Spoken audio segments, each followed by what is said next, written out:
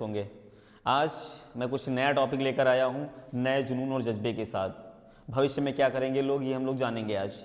भविष्य किसी का कैसा है ये किसी को पता नहीं है। भविष्य को कैसे बनाना है ये सोचना पड़ेगा, इसको सोचेंगे तभी कर पाएंगे। तो उसी पंक्ति में आज हम फ्यूचर इंडिफिनिट टेंस के बारे में बात करेंगे। सभी लोग जानते होंगे फ्यूचर इंडिफिनिट टेंस के बारे में। होता क्या है कि हमें बात करना तो है ना प्रेजेंट में भी, पास्ट में, फ्यूचर में भी। हमने अभी तक प्रेजेंट और पास्ट दोनों चीज़ को बता दिया है, दोनों टेंसेस को अच्छे से एक्सप्लेन कर दिया है। आज हम बात करेंगे फ्यूचर इंडिफिनिट टेंस की। चलिए बात करते हैं। आज हम बात करेंगे फ्यूचर इंडिफिनिट टेंस की। Future indefinite tense,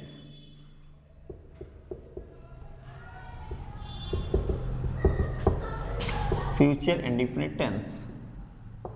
okay, future indefinite tense होता क्या है, बात करते हैं पहले आइडेंटिटी की। आइडेंटिटी जो होती है इसकी, आइडेंटिटी मतलब पहचान।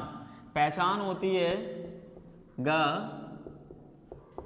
गी, गे।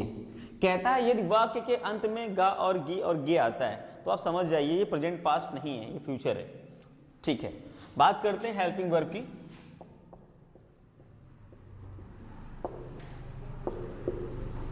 हेल्पिंग वर्ब जो होती है इसकी, वो होती है विल और शैल। बहुत इजी है। आज हम समझेंगे विल और शैल का प्रयोग। एक्चुअली होता क्या है, इसमें सिंगुलर और प्लूरल बहुत कम यूज बताएंगे हम बताएंगे कौन कौन से सब्जेक्ट के साथ कौन सी हेल्पिंग वर्ब का प्रयोग करते हैं। which all subject we use the which helping verb, only that, not explain to this about this the rules something. okay, समझ में आ रहा होगा। आइडेंटिटी इसकी होती है गा, गी, गे और हेल्पिंग वर्ब होती है विल और शैल। चलिए हम बात करते हैं कुछ रूल की। रूल बहुत इजी होंगे, बहुत इजी होंगे। इसको आज मैं बहुत स्पीड में पढ़ाने वाला हूं, समझिएगा। रूल इसका होता है, पहली बात तो क्या है, जितने भी फ्यूचर इंडिफिनिट के जितने भी सेंटेंस बनेंगे सब में वर्ब की फर्स्ट फॉर्म लगेगी। फ्यूचर इंडिफिनिट के सभी सेंटेंसेस में, समझिएगा बेटा बोर्ड पे, सेंटेंसेस में वर्ब की फर्स्ट फॉर्म का प्रयोग करते हैं। इजी है, समझिएगा। कह रहा है कि फ्यूचर इंडिफिनिट के सभी सेंटेंसेस में वर्ब की फर्स्ट फॉर्म का प्रयोग करते हैं, चाहे वो अफर्मेटिव सेंटेंस हो, चाहे नेगेटिव सेंटेंस हो, चाहे इंट्रोगेटिव सेंटेंस हो। चलिए एक और रूल की बात करते हैं। इसमें क्या होता है, रूल नंबर सेकंड में क्या होता है कि आई एंड वी के साथ हेल्पिंग वर्ब शैल का प्रयोग करते हैं। शैल का, समझिएगा इसी है, शैल का प्रयोग करते हैं। कह रहा है कि आई एंड वी के साथ हेल्पिंग वर्ब शैल का प्रयोग करते हैं। इजी है, समझिएगा। और भी जितने बारे सारे सब्जेक्ट हैं उनके साथ हेल्पिंग वर्ब विल का प्रयोग करेंगे।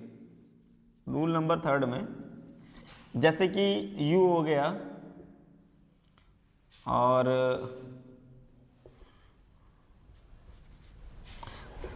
यू, वी, दे,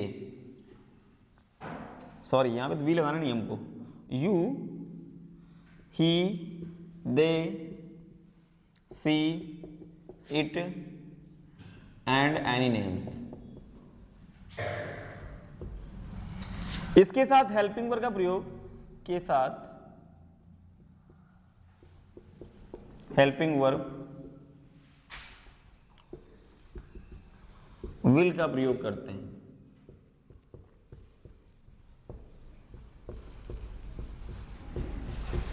कह रहा है you, he, they, she, it and any names के साथ हेल्पिंग वर्ब विल का प्रयोग करते हैं। इजी है, बहुत इजी है। लेकिन ये समझिएगा कभी कभार आई के साथ विल का ही प्रयोग होता है।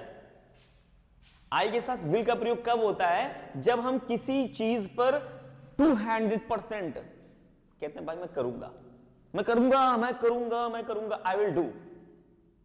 नहीं तो ऐसा आई सेल, मैं करूंगा, मैं जरूर करूंगा, आई विल डू। तो समझना है, ठीक है। जहां पर जरूरत अवश्य करना ही हो वहां पर आई के साथ विल का प्रयोग करेंगे, नहीं तो आई के साथ ओनली सेल का प्रयोग करेंगे। चलिए बात करते हैं स्ट्रक्चर की।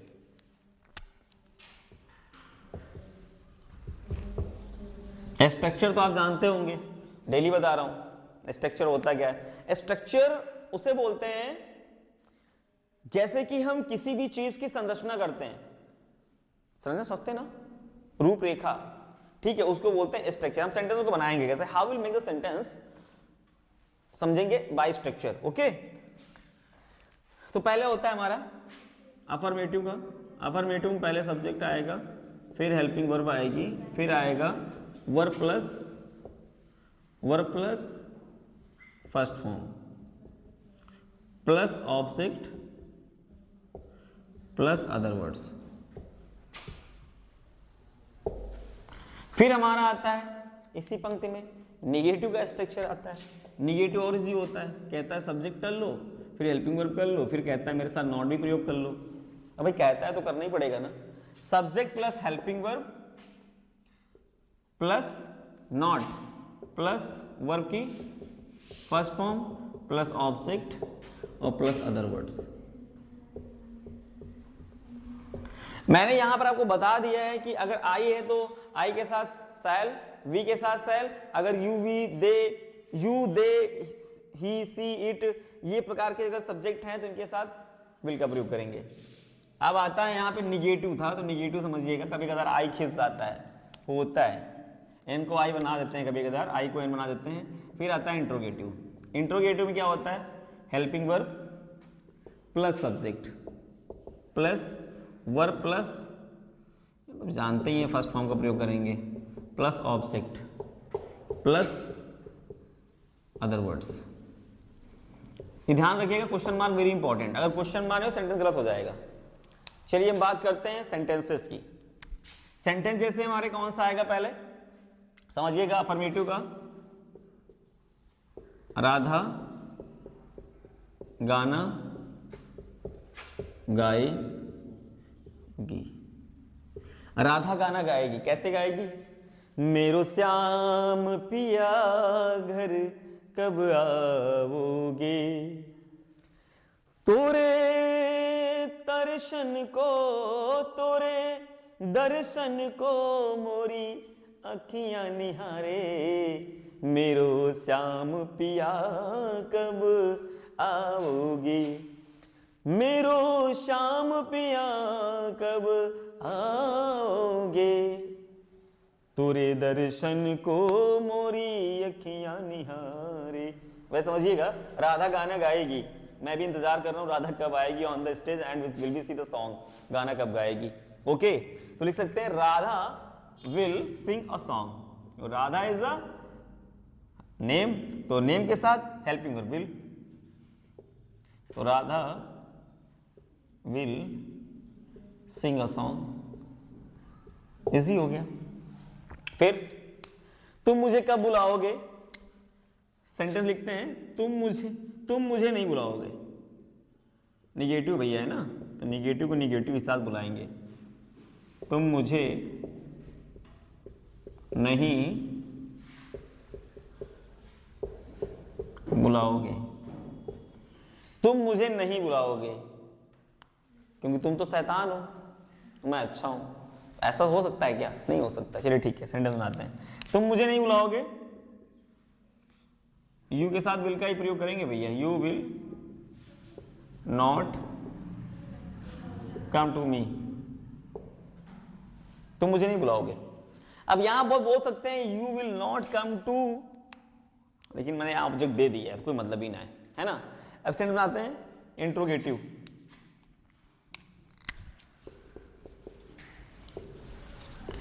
क्या मैं काम नहीं करूंगा क्वेश्चन मार्क। क्या मैं नहीं काम करूंगा? मैं इतना आलसी हूं क्या? इतना मैं आलसी दिखता हूं क्या? हूं यार, क्या बताऊं ना, लापरवाह हूं, टोटली केयरलेस हूं भाई मैं। लेकिन गब्बर बहुत बड़ा वाला हूं, गब्बर समझते हैं ना। नींद सुबह अगर उठ तो जाता हूं 3:30 बजे, स्टेटस मेरे 3:30 बजे से स्टार्ट हो जाते हैं, लेकिन भाई कुछ देर बाद झपकी आती है ऐसे, तो मैं कहता हूँ भाई थोड़ा पानी लाओ, पानी से क्या होता है ना, तो छिट्टा मारो ना, ठंडा ठंडा ना, तो आंखें खुल जाती है, समझिएगा, ठीक है। तो ठंडा ठंडा पानी रख के सोइएगा, इससे आंखें खुल जाए सुबह, ठीक है, पढ़ने के लिए, क्योंकि सुबह टाइम पे उठोगे ना बेटा, सब कुछ आएगा, ठीक है। तो कहता है क्या मैं काम नहीं करूंगा? क्या मैं काम नहीं करूंगा? तो शैल आई नॉट, देखो इसमें सीधे इंट्रोगेटिव और निगेटिव कर दिया गया भाई, कोई बात नहीं है।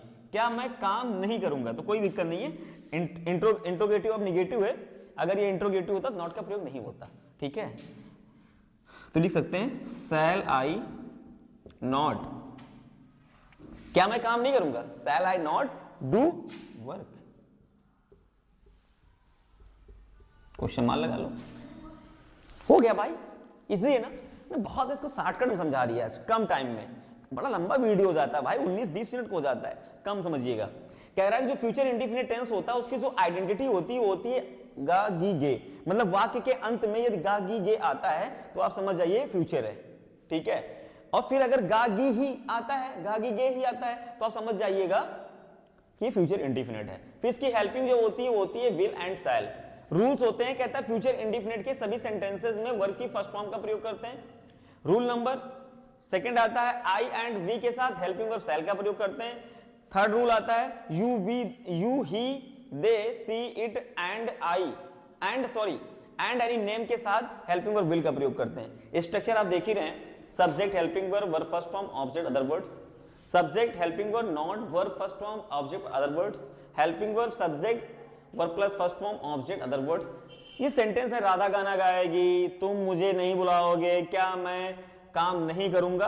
These are all sentences given on the boards and according to this present future indefinite tense will be very important for to everyone, and just see and watch clearly and full video watch after that in the class. Thank you so much everyone। और मैं चाहता हूं कि आप सभी लोग जो भी मेरा वीडियो देखते हैं, वीडियो को ज्यादा से ज्यादा शेयर करें, समझें, और समझने के बाद आप जितना ज्यादा इसको वॉच करेंगे, शेयर करेंगे, उतना ही लोग आपको भी जो सपोर्ट करेंगे। तो आप कंटिन्यू वीडियो को वॉच करते रहिए। Thank you so much, bye bye, take care.